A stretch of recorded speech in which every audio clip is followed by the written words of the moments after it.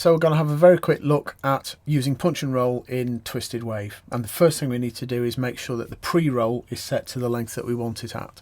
So we open up the preferences, and in the editing tab we can see here that there is a nice slider which can give us some very precise timings for exactly how we want that pre-roll to be.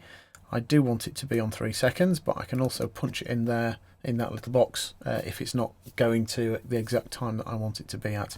So that pre-roll is now set to 3 seconds, and we can crack on with the recording. Here I am using Twisted Wave doing a demonstration of punch and roll, and something has gone wrong. So I think I may have a little bit of a bug on my system, or it may be this version of Twisted Wave which has a bug in the coding. Because what should happen, basically, when we do an overdub, if we have a look in the audio menu here, we've got this option here, punch in will insert audio. So if I start a recording now with my playhead here, and that punch in box is ticked, we can see that I am inserting the new audio in between the 2 bits of the old audio, which is what you would expect to happen. Unfortunately though, when I untick that, punch in insert audio, you see that that is not ticked. That should now overwrite this second bit of audio.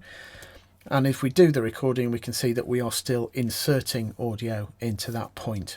And the same thing happens with the punch and roll, with using that pre-roll to roll the audio up to the point where we're starting the recording again. If yours works properly as it should, then brilliant. If it doesn't, this is how you get around it. Basically, what you have to do is delete the bit of audio that you want to replace.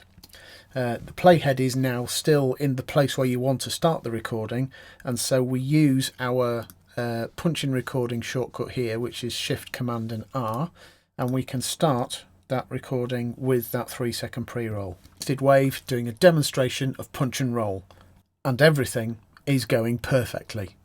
So if we now have a listen back to that, here I am using Twisted Wave doing a demonstration of punch and roll, and everything is going perfectly. That's all there is to it.